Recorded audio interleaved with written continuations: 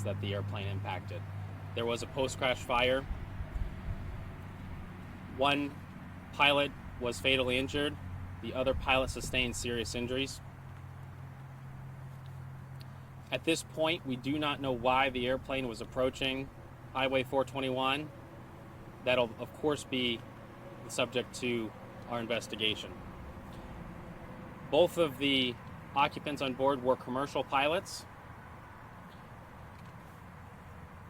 Before I go any further, I would like to express our condolences to those who were affected by the loss of life in this accident and the serious injuries to the friends and family involved in this event.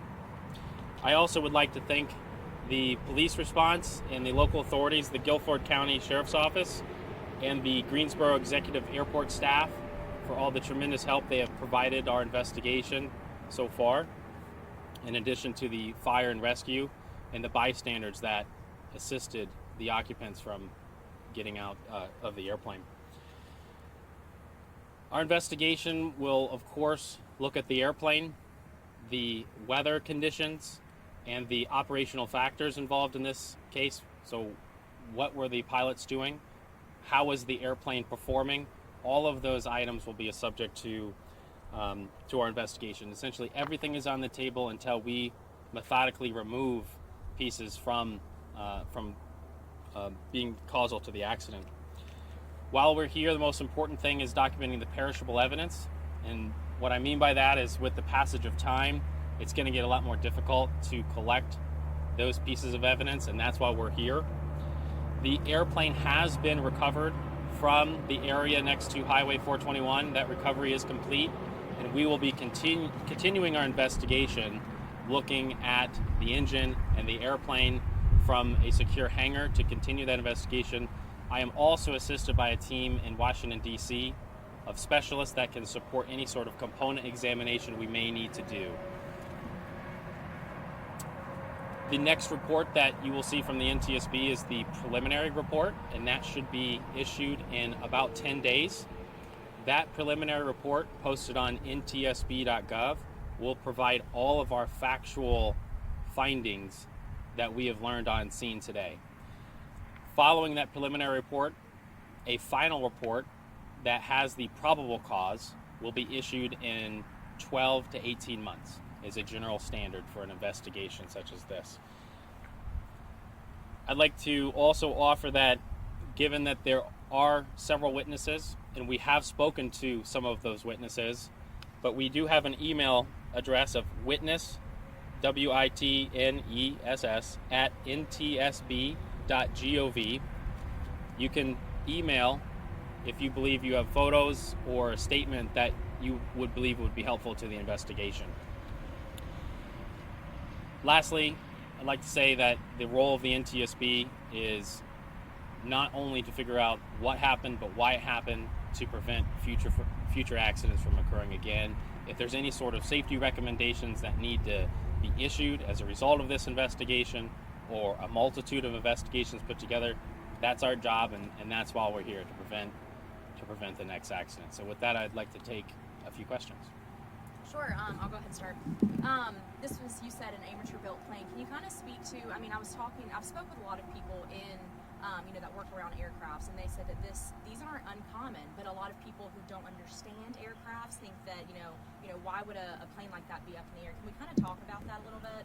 Sure. So experimental amateur built is just simply another classification of how airplanes are issued airworthiness certificates and how they're built, and it's a very, very large section of the general aviation industry. So it's just a different way to assemble and build an aircraft that is very, very common. And then so you said both of the passengers on board were both pilots, or they've been flying for a while? Yes. So whether or not both occupants were pilots, they both were commercial rated pilots, and we'll be looking to figure out who was flying. We don't know that information, and that'll all be subject to our investigation. Did they own the aircraft? They did not. Okay. Has the owner of the aircraft been contacted at all? Yes, we are in contact with the owner, and establishing maintenance records, looking at the history of the airplane, looking at how this airplane was built will all be a routine subject to our safety investigation. Do you know how long the plane was in air before it went down? We don't know how long the airplane was in the air, but that'll be something that we'll be attempting to get radar records or other GPS data sources that can give us that information and specific flight tracks. We don't have that yet, but we'll be looking through our sources to get detailed flight track information. To speak about, so you said it was an experimental aircraft, amateur built. Are there any particular notions of part of that you're looking at? Maybe a wing wasn't properly secured or something. Are there telltale signs that you can tell that an airplane is amateurly built compared to professionally built? So in this accident, in any investigation, looking at the airplane and its airworthiness is something that is a routine aspect of accident investigation. So in that evaluation, we're looking at things such as what we call flight control continuity.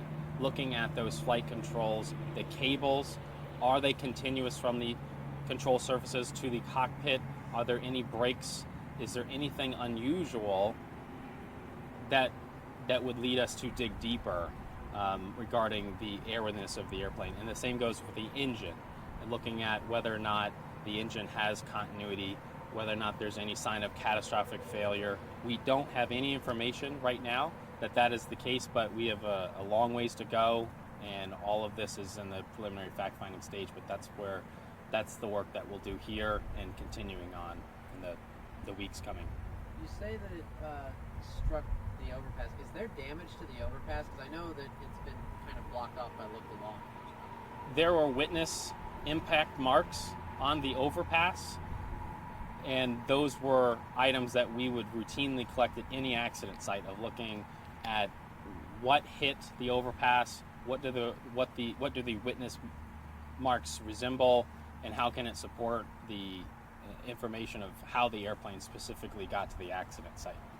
And then I was checking radio frequencies. I wasn't entirely sure if this airport had a dedicated traffic frequency, but have you looked, or will you be looking into any radio transmissions during the flight and then immediately before the crash? Yes, so radio transmissions often can be very helpful. Right now we don't have any information that there were any communications from the airplane to this specific uncontrolled airport radio frequency. We'll talk with local pilots that may have been in the air. We don't have any information also that suggests they were talking to FAA air traffic control. And I think I just have one more. You said this is going to be a long process. I mean, you said the final report will come out 12 to 18 months. I mean, you're essentially picking through the leftovers of this crash, and it's a long process. Can you kind of speak to that a little bit more?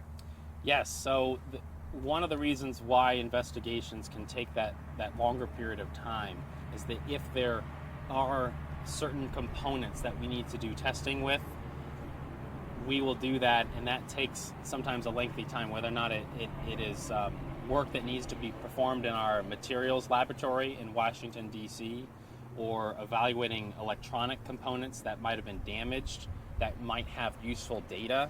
All of those things could provide some sort of useful finding and data point to build a complete picture of what happened here. So it takes time to put that together and to establish the best possible probable cause of this accident, of course, for the purpose of preventing this from happening again in the future.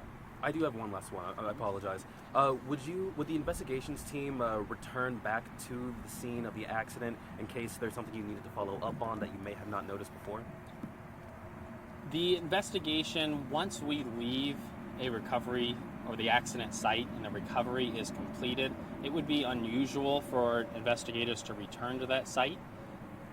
However, there's always the possibility that you might need to look for a component that wasn't located, but typically through the recovery process of making sure any sizable components are picked up and cleaned from that accident site, and then the wreckage is then subsequently stored in a secure facility. That's where our work will usually continue, is where that wreckage is recovered to, and then from there we'll either take components with us that need to be evaluated or return to the hangar where it's stored in. Oh, and one more thing. I apologize again.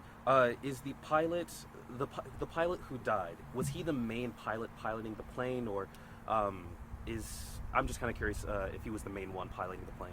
At this time, we do not know who was flying the airplane, and we'll obviously try to learn that information, but we do not know that at this time. How old was the aircraft? The airplane was manufactured in 2021, so it's a recently built airplane. All right. Thank you for your time. Thanks. Thank Yep. you. You're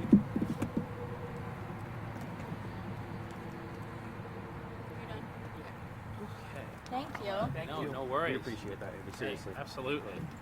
I don't want to. Got it. Belt. Thanks. Thank you. Yep.